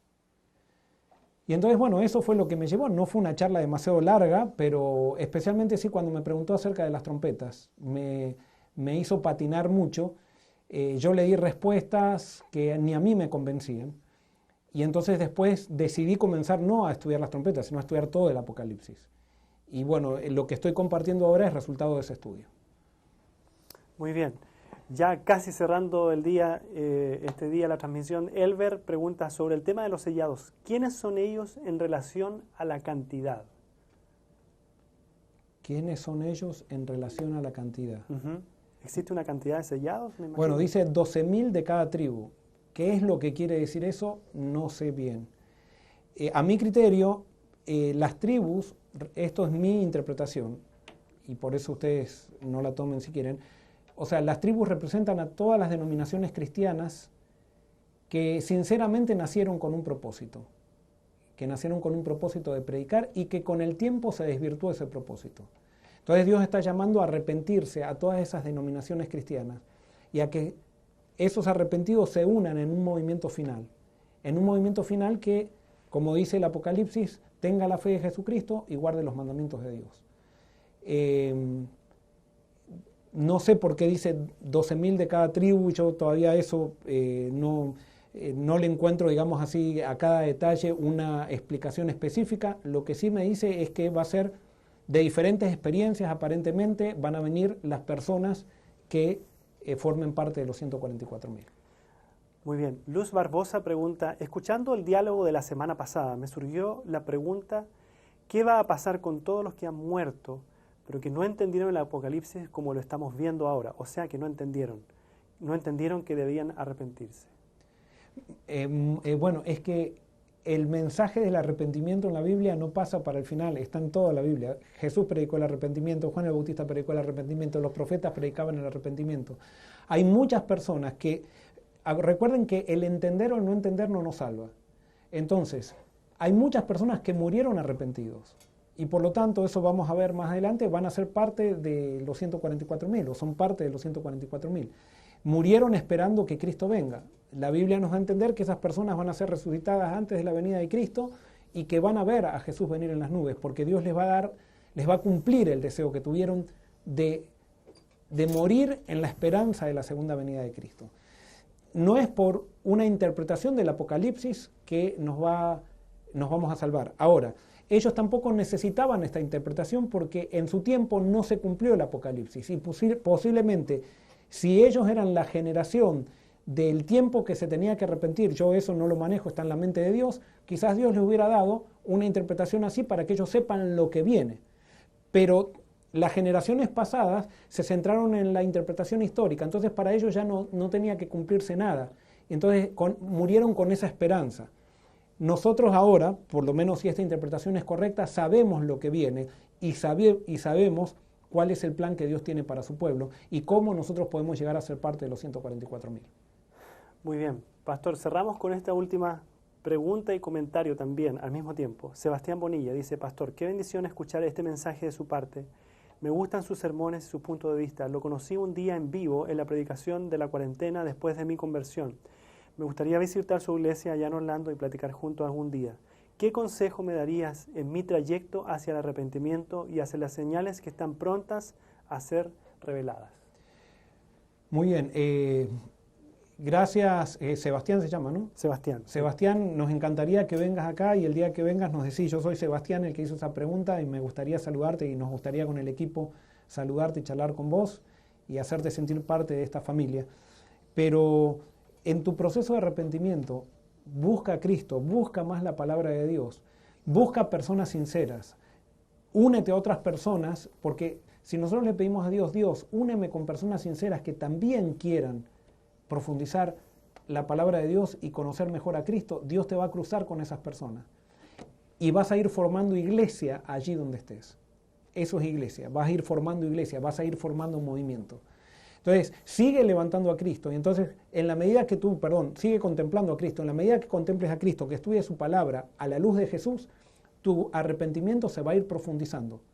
Se va a ir profundizando y llegas sin duda a estar preparándote para ser parte de los 144.000. Muy bien. Abigail nos dice, yo no soy adventista, pero el pastor Joel me ha hecho reflexionar mucho sobre la Biblia y mi relación con Dios. Gracias, pastor, por compartir sus reflexiones filosóficas. Abigail, te voy a decir algo, y esto no quiero que te sientas mal. Si tú esperas que Cristo venga, eres adventista, por más que no pertenezcas a la institución adventista, y eres hermana nuestra. Si tú aceptaste a Cristo y estás dispuesta a poner tu vida en armonía con los principios de la palabra de Dios, tú eres adventista. No, y con esto no te estoy diciendo que tienes que estar en mi institución religiosa, sino que adventista es aquel que espera la segunda venida de Cristo. Y todo aquel que espera, o que esperamos, todos aquellos que esperamos la segunda venida de Cristo, somos adventistas. Y por eso, bienvenida a este movimiento, ahí estamos juntos, no importa en qué institución religiosa estés. Lo importante es que sigamos la Biblia y que estemos unidos en la Biblia. Así es, ya vamos cerrando el programa de día de hoy, pero nos hemos propuesto en cada programa que hacemos siempre mostrar a Jesús, siempre dar la oportunidad de mostrar el gran amor que Jesús tiene por cada uno de nosotros. En este estudio de profecías no es solamente un estudio de profecías ni de símbolos, sino encontrarnos a Jesús, al Jesús que realmente nos ama y que tiene una oportunidad para cada uno de nosotros. Y cuando realmente descubrimos el amor de Jesús, no podemos más que adorarlo y darle gracias por ese gran amor. Le agradecemos a todos ustedes por acompañarnos. Les recordamos suscribirse a nuestro canal de YouTube para que recibas notificaciones cada vez que tenemos un programa en vivo o que subimos un video. Es importante que te suscribas para que así estemos en contacto. Hoy empezamos un poquito más tarde porque tuvimos algunos problemas técnicos, por eso tal vez la notificación te llegó un poquito más tarde de lo normal. Pero si estás también en Facebook, dale un like o un me gusta a nuestra página para que puedas también recibir notificaciones cada vez que tengamos un programa. Nuestro siguiente programa será el sábado a las 10 de la mañana, hora local aquí en Orlando. Les decimos ahora son las 9:22 de la noche en este momento aquí, 9:22, así que ustedes saquen la cuenta en qué horario es en su país donde ustedes nos están mirando. Pero este sábado a las 10 de la mañana comienza nuestro culto de adoración, que estará muy bendecido porque tenemos varios bautismos, así que estamos felices porque personas también se están entregando a nuestro Señor Jesús y entregan su corazón a Él. Pastor, cerramos en esta noche. Muy bien, tenemos una palabra de oración. Querido Señor, ¿cómo te agradecemos por tu palabra?